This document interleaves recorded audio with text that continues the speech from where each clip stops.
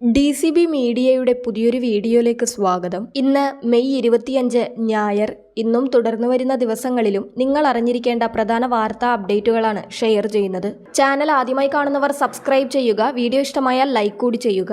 ആദ്യത്തെ അറിയിപ്പ്, reserve bank സ്വർണ്ണപ്പണയ വായ്പകൾ നൽകുന്നതിനുള്ള നടപടിക്രമങ്ങൾ വിശദീകരിക്കുന്ന കരട് മാർഗനിർദ്ദേശങ്ങൾ പുറത്തിറക്കിയിരിക്കുകയാണ്. ബാങ്കുകൾക്കും ബാങ്കിംഗ് ഇതര ധനകാര്യ സ്ഥാപനങ്ങൾക്കും സ്വർണ്ണ വായ്പകൾ നൽകുന്നതിന് ഏകീകൃത നിയമങ്ങളും ചട്ടങ്ങളും സ്ഥാപിക്കുകയാണ് കരട് മാർഗനിർദ്ദേശങ്ങളുടെ ലക്ഷ്യം. എല്ലാ വായ്പാ ദാതാക്കളോടും, അതായത് ബാങ്കുകളും NBFCകളും ഉൾപ്പെടെയുള്ള വായ്പാ ദാതാക്കളോട് വായ്പാ മൂല്യാനുപാതം 75% പരിമിതപ്പെടുത്താൻ കരട് നിർദ്ദേശിക്കുന്നുണ്ട്. ഇതിനർത്ഥം 100 രൂപയുടെ ഈടുള്ള സ്വർണ്ണാഭരണങ്ങൾ നൽകിയാൽ വായ്പക്കാരന് പരമാവധി 75 രൂപയുടെ വായ്പ മാത്രമേ നൽകാൻ കഴിയൂ എന്നതാണ്. ഉപഭോക്തൃ വായ്പകൾക്കുള്ള ബുള്ളറ്റ് തിരിച്ചടവ് കാലാവധി 12 മാസമായി പരിമിതപ്പെടുത്താൻ RBI കരട് നിയമം നിർദ്ദേശിക്കുന്നു. ഈടായി ഉപയോഗിക്കുന്ന സ്വർണത്തിന്റെ ഉടമസ്ഥാവകാശം തെളിയിക്കുന്ന രേഖകൾ കടം വാങ്ങുന്നവർ ഹാജരാക്കണമെന്നും RBI കരട് നിർദ്ദേശിക്കുന്നു. ഈടായി നൽകുന്ന വസ്തുവിന്റെ ഉടമസ്ഥാവകാശം സംശയാസ്പദമാണെങ്കിൽ വായ്പ നൽകരുത്.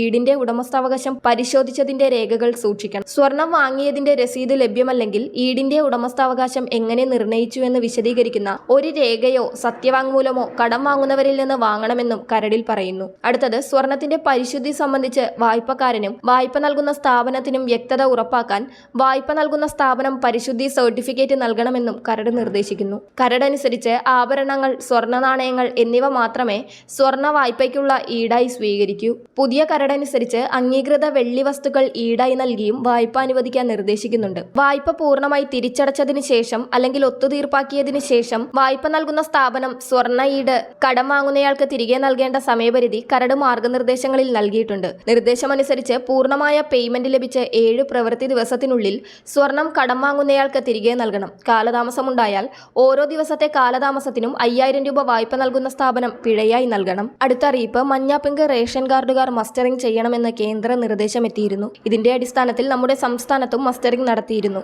ഇനിയും മസ്റ്ററിംഗ് ചെയ്യാത്തവർക്ക് ജൂൺ 10 വരെയാണ് മസ്റ്ററിംഗ് ചെയ്യുന്നതിനുള്ള അവസരമുള്ളത്. നിരവധി തവണ സമയം നീട്ടി നൽകിയിട്ടും മസ്റ്ററിംഗ് ചെയ്യാൻ നിരവധി ആളുകൾ ബാക്കിയുള്ളതിനാലാണ് ജൂൺ 10 വരെ മസ്റ്ററിംഗ് തീയതി നീട്ടിയത്. ഇനിയൊരു തീയതി നീട്ടൽ ഉണ്ടാകില്ല എന്നാണ് സർക്കാരിൽ നിന്ന് അറിയുവാൻ കഴിയുന്നത്. അതിനാൽ ഇനിയും മസ്റ്ററിംഗ് ചെയ്യാത്ത മഞ്ഞ പിങ്ക് റേഷൻ കാർഡുകാർ ജൂൺ 10 ചെയ്യുവാൻ ശ്രദ്ധിക്കുക. അല്ലെങ്കിൽ നിങ്ങളുടെ റേഷൻ വിഹിതം തടസ്സപ്പെട്ടേക്കാം. അടുത്ത അറിയിപ്പ്, PM കിസാൻ സമ്മാൻ നിധിയുടെ വിതരണ കാലാവധി ആരംഭിച്ചിരിക്കുകയാണ്. ജൂൺ മാസത്തോടെ തന്നെ 20ാം ഗഡുവായ 2000 രൂപ ഗുണഭോക്താക്കളുടെ അക്കൗണ്ടിലേക്ക് എത്തിച്ചേരുമെന്നാണ് അറിയിപ്പുകൾ എത്തുന്നത്. തുക ലഭിക്കുന്നതിന് മുൻപ് നിങ്ങൾ ശ്രദ്ധിച്ചിരിക്കേണ്ട ചില കാര്യങ്ങളുണ്ട്. ചില PM കിസാൻ ഗുണഭോക്താക്കളുടെ മൊബൈലിലേക്ക് KYC ചെയ്യണമെന്ന സന്ദേശങ്ങളൊക്കെ എത്തുന്നുണ്ട്. അതായത് ഇവർ KYC പൂർത്തിയാക്കിയിട്ടുണ്ടെങ്കിലും KYC ചെയ്യണമെന്ന മെസ്സേജുകളൊക്കെ വരുന്നുണ്ട്.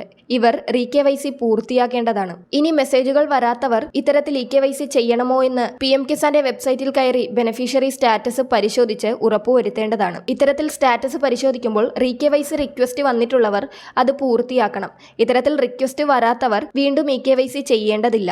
മെസ്സേജ് വന്നിട്ടും KYC പൂർത്തിയാക്കിയില്ലെങ്കിൽ നിങ്ങൾക്ക് തുക മുടങ്ങുന്നതായിരിക്കും. വളരെ പ്രധാനപ്പെട്ട ഈ വാർത്താ അപ്ഡേറ്റുകൾ മറ്റുള്ളവർക്ക് കൂടി ഷെയർ ചെയ്യുക. പുതിയൊരു വീഡിയോയുമായി വീണ്ടും കാണാം.